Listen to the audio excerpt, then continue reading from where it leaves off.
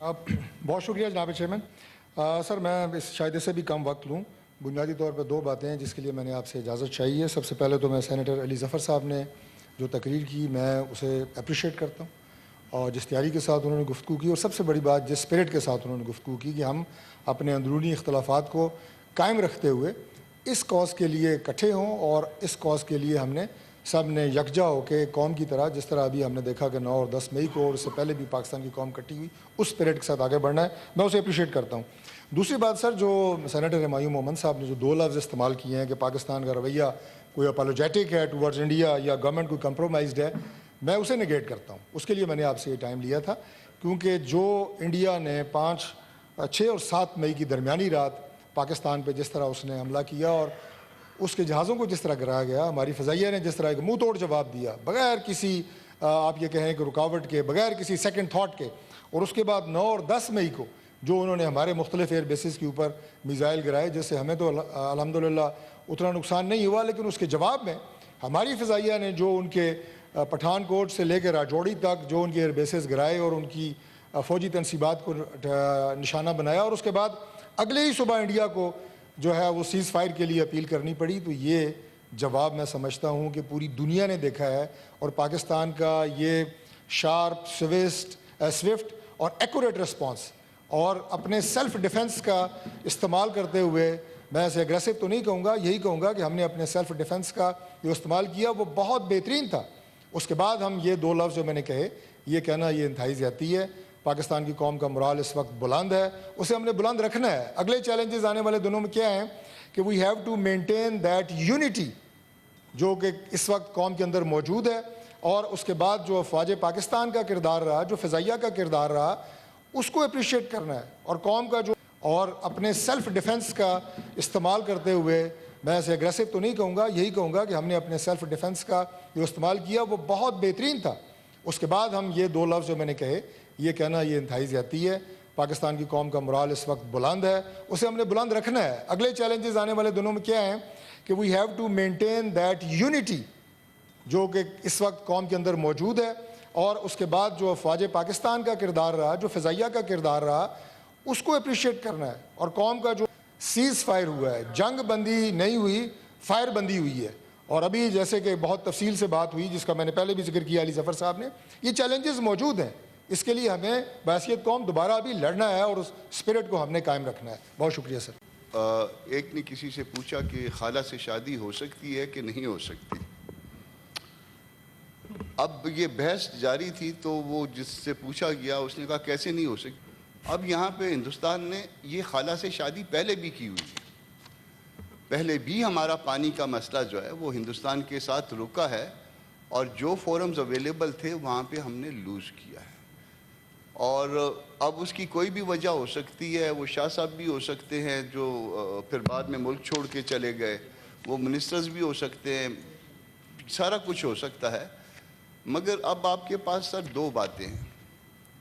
एक तो ये पानी के ऊपर सेंतास का मुआहदा है, और उसके बाद फिर आपने शिमला माहदे में इंटर हुए हैं। इसमें दो फोरम शाह साहब ने जो है वो दुरुस्त तौर पे कहा, अपना ज़फ़र साहब ने, अली ज़फ़र साहब ने, मुझे अपने उस्ताद मोहतरम ज़फ़र साहब याद आते हैं।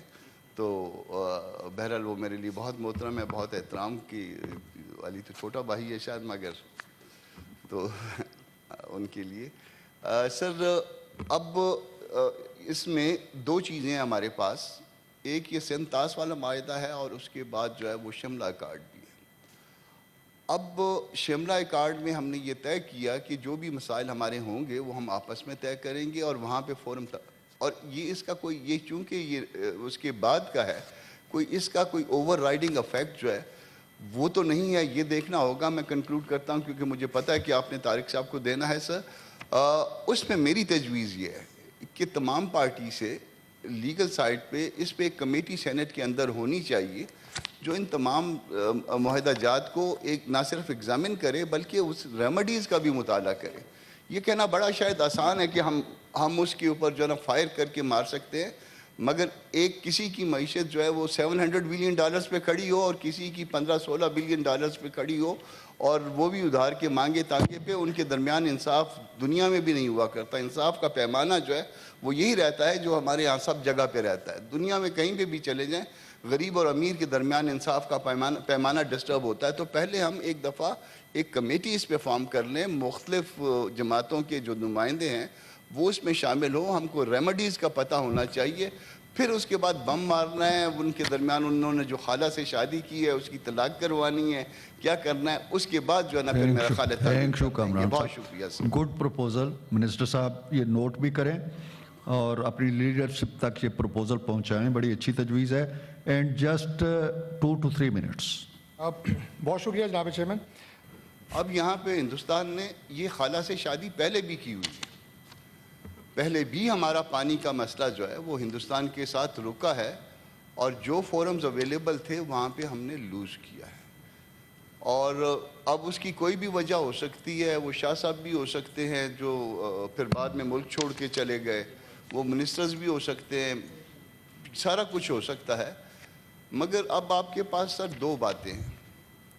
ایک تو یہ پانی کے اوپر سینتاس کا معاہدہ ہے، اور اس کے بعد پھر آپ نے شملہ معاہدے میں انٹر ہوئے ہیں۔ اس میں 2 فورم شاہ صاحب نے جو ہے وہ درست طور پہ کہا، اپنا ظفر صاحب نے، علی ظفر صاحب نے، مجھے اپنے استاد محترم ظفر صاحب یاد آتے ہیں، تو بہرحال وہ میرے لیے بہت محترم ہے، بہت احترام کی۔ علی تو چھوٹا بھائی ہے شاید، مگر تو ان کے لیے سر اب اس میں 2 چیزیں ہیں ہمارے پاس۔ ایک یہ سینتاس والا معاہدہ ہے، اور اس کے بعد جو ہے وہ شملہ اکارڈ بھی ہے۔ اب شملہ اکارڈ میں ہم نے یہ طے کیا کہ جو بھی مسائل ہمارے ہوں گے وہ ہم آپس میں طے کریں گے، اور وہاں پہ فورم اور یہ اس کا کوئی یہ چونکہ یہ اس کے بعد کا ہے، کوئی اس کا کوئی اوور رائڈنگ افیکٹ جو ہے وہ تو نہیں ہے، یہ دیکھنا ہوگا۔ میں کنکلوڈ کرتا ہوں کیونکہ مجھے پتہ ہے کہ آپ نے طارق صاحب کو دینا ہے سر۔ اس میں میری تجویز یہ ہے کہ تمام پارٹی سے لیگل سائٹ پہ اس پہ ایک کمیٹی سینٹ کے اندر ہونی چاہیے جو ان تمام معاہدہ جات کو ایک نہ صرف ایگزامن کرے بلکہ اس ریمیڈیز کا بھی مطالعہ کرے۔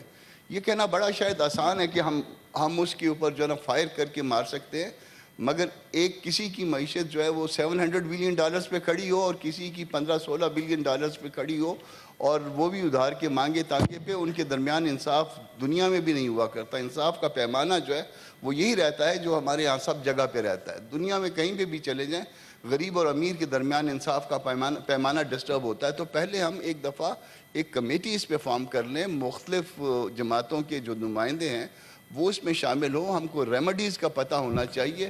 پھر اس کے بعد بم مارنا ہے، ان کے درمیان انہوں نے جو خالہ سے شادی کی ہے اس کی طلاق کروانی ہے، کیا کرنا ہے، اس کے بعد جو ہے نا پھر میرا خالہ تھینک یو کامران۔